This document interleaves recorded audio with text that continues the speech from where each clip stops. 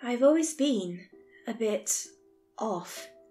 I grew up with my grandparents in the outskirts of St. Gall, Minnesota. You could call them hippies if you want. They were emotionally distant people. I could tell they weren't very close with their child, my mother, and they weren't happy with her decision to have me. Honestly, most of the parenting I got were from the residents of St. Gall, this close-knit community of outsiders. And my parents? Well, I've never met them. My mother is in jail, possibly for life. Not sure why, but seeing as my dad is dead, I have my suspicions. Honestly though, they've never really been part of my life, and I'm not going to start caring now. But I'm here to tell you about one of my most private and weird personal problems. Because of recent events, I've grown a bit existential. I thought it was about time I shared my story. My grandparents told me I had a skin disease, something that could transfer from one person to another if I wasn't careful when spending time with others. They had all kinds of fancy Latin words for it and statements from dermatology specialists. Looking back at it, I should have asked a lot more questions. I figured out it was nonsense by age 7. Either way, I was told to stay away from people and keep to myself. I had to wear gloves at the dinner table, and there were no hugs and kisses.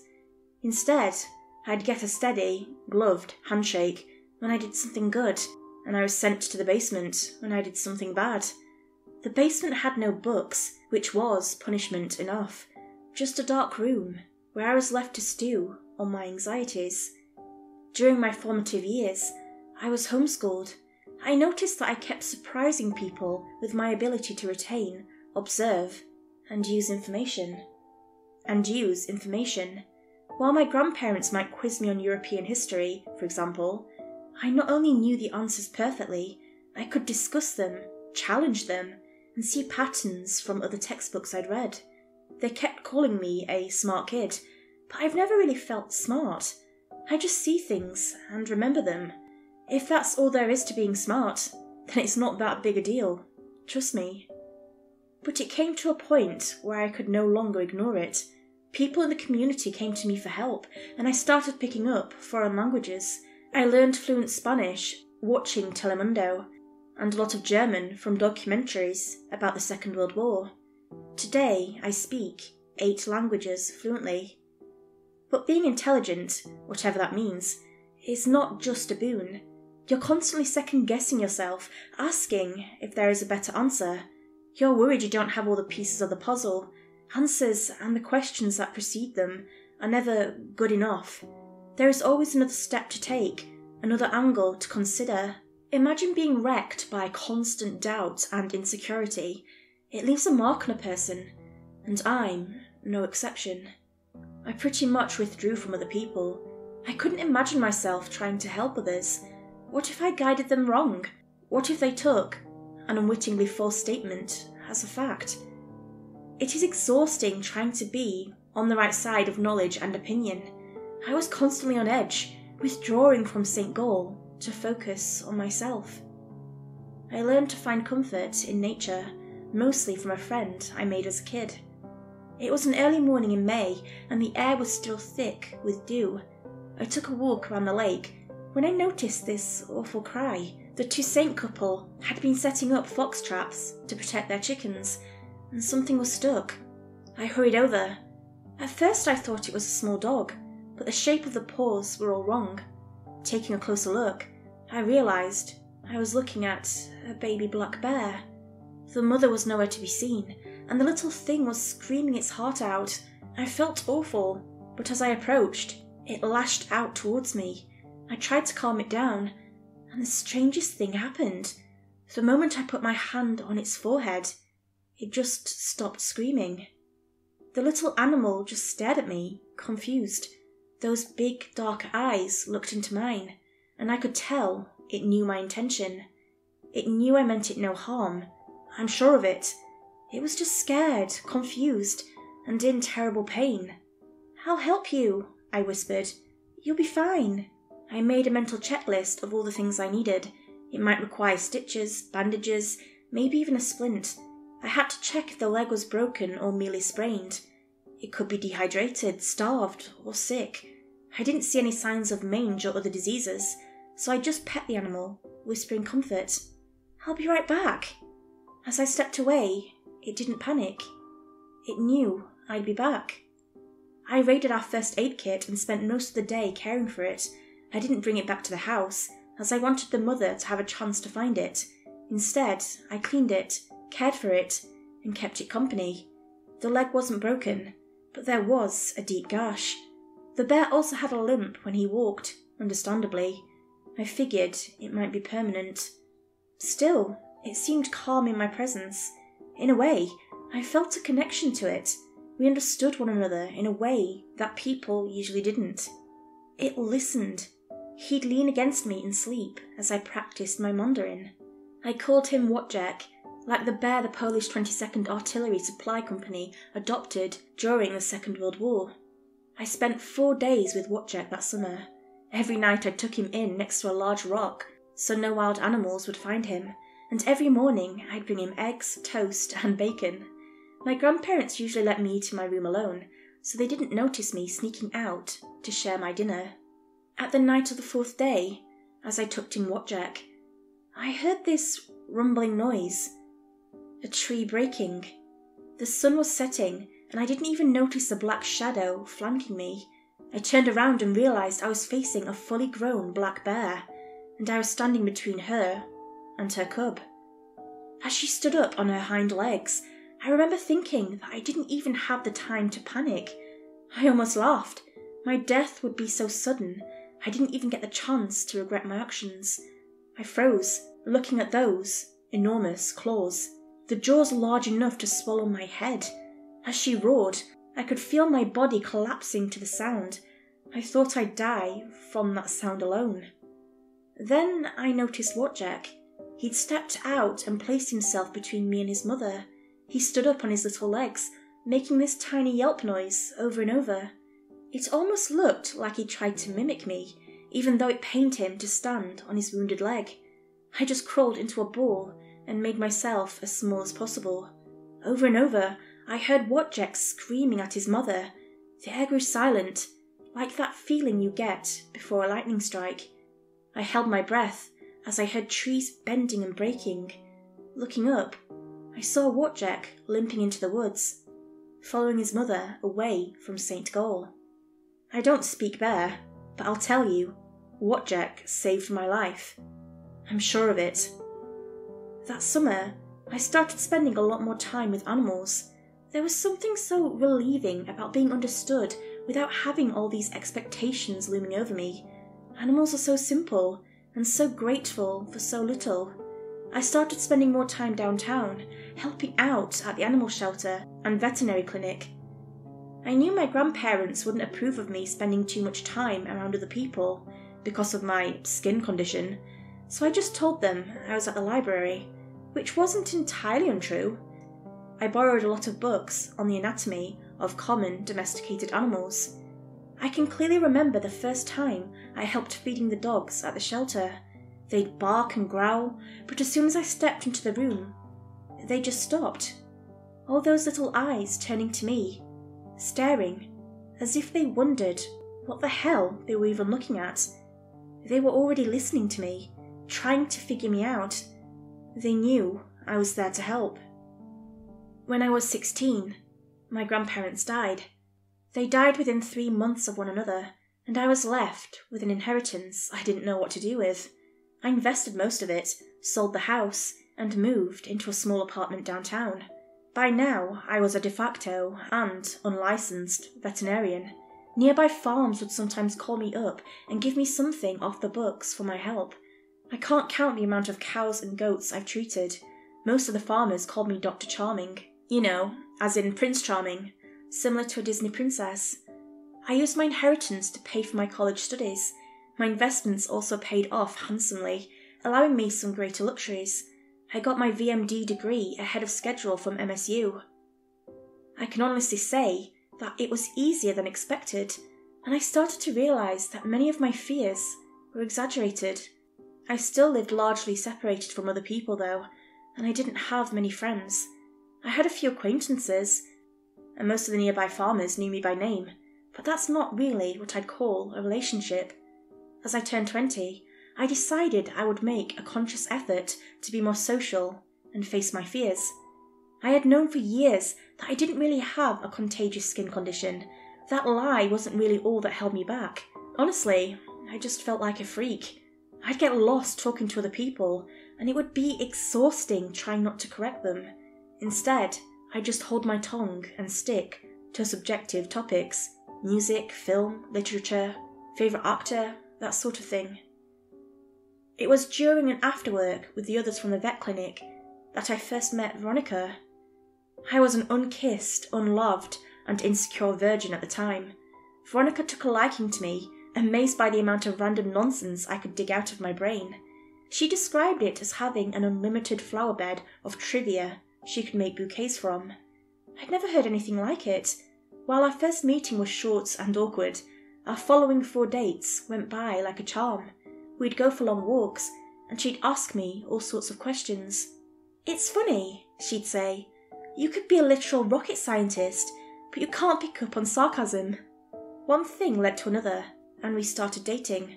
Veronica was the charming and outgoing ice pick I needed to break out of my shell, and to this day I credit her with what little social experience I have. She was warm, understanding, and had no trouble explaining social cues I might have missed. It didn't take me too long to get a hang of it, and soon I could hold my own in a conversation with her friends. But things weren't perfect. After about a month, I remember waking up in the middle of the night to find her sitting at the edge of the bed, crying hysterically. She'd hold her face in her hands, shivering and unblinking. I'd never seen her do that before. As I held her, she just started speaking nonsense. "None of it matters," she'd say. "We're nothing but walking wheat. Broken clocks. We're useless, fragile, and so insignificant." I tried to calm her down, but it was impossible. We'd sit for hours, and she'd just spew these horrible, existential anxieties. She'd have these mental breakdowns every now and then, several times a week, and she started recoiling from my attempts to comfort her. I made her feel this awful dread. "It just feels like you're going to tell me something awful," she explained. "You're in my head, and I want you out." It worried me how much she reflected my own anxieties, and it was clear I was making her unhappy. My worst thoughts were coming out of her mouth. So we broke up. That relationship lasted a few months in total, but I couldn't get over it. The way I'd turned her from this happy-go-lucky and independent woman to a nervous wreck, it made me feel like an abuser. I had no idea what was even going on, and I couldn't tell what was wrong with me. I heard from a friend of a friend that she started taking Xanax and going to therapy. I'm not sure what I think about her therapist, Dr. Bogan. That woman gives me the creeps. Back then, I spent a lot of time with my work colleague turned friend, Jacob. He was a few years older than me and had just gotten his own VMD. He had seen a lot of the strangeness I brought to the clinic, and he was one of the few who didn't seem to mind or question it. He had this amazing laugh that could easily break the tension. I remember this one night we spent at the bar, about after a week after my breakup with Veronica. It was one of the first times I got really drunk. That bottle of blueberry wine felt like stepping on a goddamn landmine, and my shell just cracked wide open. I'd gush about how amazing she was, how she made me feel, how beautiful she was. I'd quote love poems by Burns and Keats, laugh, cry, and finish most of the bottle on my own. At the time, Jacob was nothing but supportive. He'd pat me on the back, he'd make sure I drank plenty of water, and he'd ask me all kinds of follow-up questions. He just wanted me to get it all out. He actually told me it was nice to see me act all human for once. At the end of the night, he helped me get back home. Before we parted ways, I gave him this big hug, and he just froze. 2 weeks later, I found out he and Veronica had started dating. Out of nowhere, he just started courting her. She'd appreciated the attention, and the two had gotten along.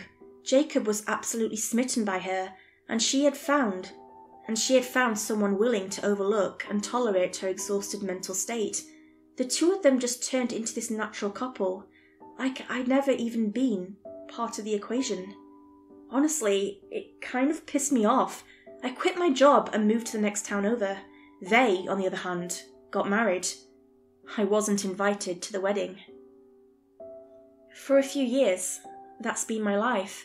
I've been keeping to myself and spending time with the local wildlife. I've taken a few trips to Europe and reinvested my winnings. I've had a few short relationships with a handful of women, but as soon as I saw a hint of what happened to Veronica reflect in their behaviour, I had to leave. I've left a trail of broken hearts, and after a while, I just stopped trying to justify it. I was being selfish. I couldn't keep hurting people just to get over my own insecurities. It wasn't until Thanksgiving parade last autumn that I accidentally ran into Jacob and Veronica again. They had brought their kids, and I barely recognised the two at first. They looked so suburban. As Jacob's oldest son was waving a balloon around, I noticed Jacob staring at me from across the road. I figured enough time had passed that we could talk as adults, so we met up after the parade. It warmed my heart to see Veronica do so well. A few memories of her beautiful hair on the pillow next to me surfaced, and I felt this warmth in my chest. As she stepped away to help her kids use the restroom, Jacob approached me. He had this uneasy smile, something I'd never seen on him before. We shook hands, and his smile faded away. "You want to talk to her?" he asked. "No, I just wanted to see how you were doing. Long time no see, you know." "Sure about that?" He chuckled, trying to diffuse the tension. "Yeah, sorry, I didn't mean to." No, said Jacob, nodding. "I get it. No worries, man. It's all history." He looked down on his hand, blinking. "But if it's okay with you," he continued, "I'd like for you to piss off and leave my wife alone." I want to say that was the last time I saw Jacob, but that wasn't the case. He added me on Facebook so he could stalk me. He'd send me long emails, talking at length about how he knew what I really felt for his beloved Veronica. It'd be these absurd paranoid rants. He'd ask me about my dreams, about my intentions, even creepy private things, like how I'd touch myself while thinking about her. "That's my wife," he'd write. "I know how you feel about her, and I'll wring your fucking neck if I see you looking at her like that again." At first I tried to calm him down, but after a while I just started blocking him. Everything I said just made him worse, and I was honestly getting worried. Once I saw him drive past my clinic in the middle of the day. Had he really taken time off work to drive to the next town over and check on me? For what? To make sure I wasn't screwing his wife? He started leaving notes. He'd call me at work and send letters. He'd get new email addresses and get past my filters. I honestly considered calling the police, and I told him as much. Huge mistake. A few months ago, I was out jogging down a nearby trail. I was listening to a lecture on the 40s filmmakers and had blocked out most of the world. It is nice just to keep my mind busy. It helps me compartmentalise my anxiety. As I was passing by a broken streetlight, I suddenly felt a push. I was knocked forward, scraping my hands and knees on the pavement. Surprised, I just thought I'd tripped on something. As I turned, I realised I was being attacked. It was surreal seeing Jacob there. He wasn't wearing his reading glasses, and he just stared at me with the same unblinking eyes that Veronica used to get. In his right hand was a pistol, pointed in my direction. "Get up," he spat. "Now!" 1,000 possibilities raced in my mind. I had to comply, but I also had to make an escape plan. I could feel my thoughts kicking into high gear, brain locking itself into running 100 possibilities at once. I just stood there, opening and closing my mouth like a trout out of water. My brain was drowning in thoughts on dry land. "Step off the path," he continued. "Walk." You don't get to talk," he screamed. "You don't get that privilege. You get to step off the path and get to do what I say." I nodded and started walking. Jacob's hand was trembling. I could hear the rattle of the fully loaded magazine.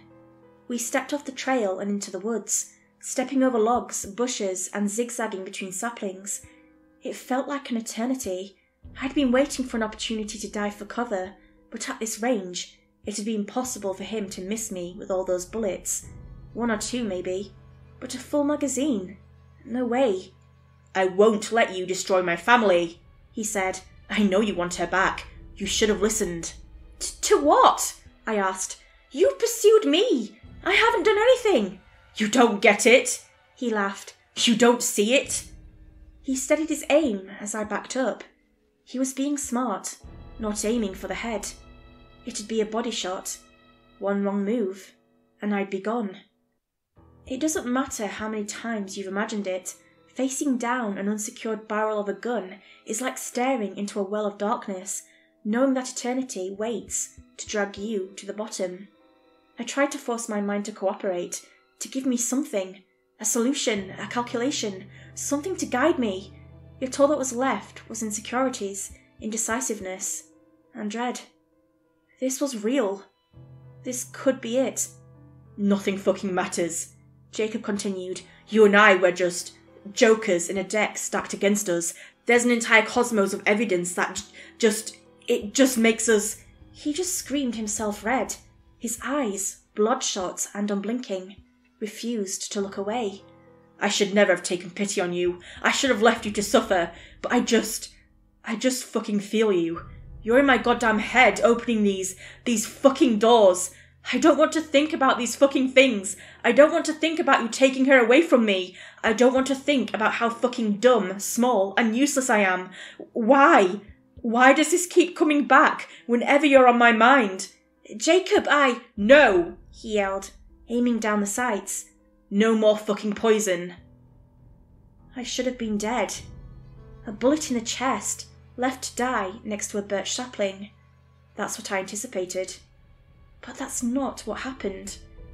Had I gotten a better look, I would have noticed him sooner. A massive, 540-pound black bear with a limp. Enraged.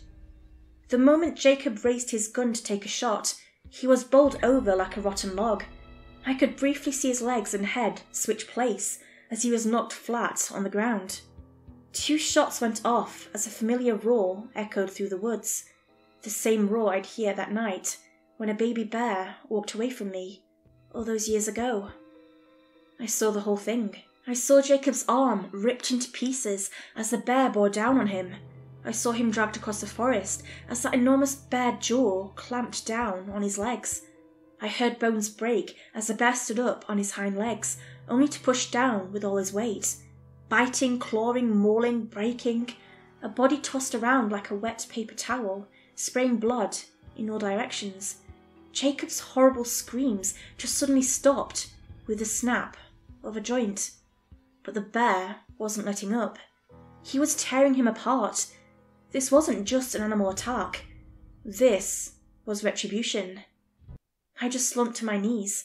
The bear limped over to me, unscathed but covered in blood. The thought hit me that he might just be a wild animal attacking us, or protecting his territory. But I knew that wasn't it. There was no way this wasn't Wojciech, and there was no way he'd hurt me. Instead, I leaned my sweaty forehead against his cold nose and cried. He nuzzled up against me. Over the years, his little yelping noises had turned into deep, comforting snorts. "I'm sorry," I bawled. "I'm so fucking sorry." Wojciech kept me company and felt my pain.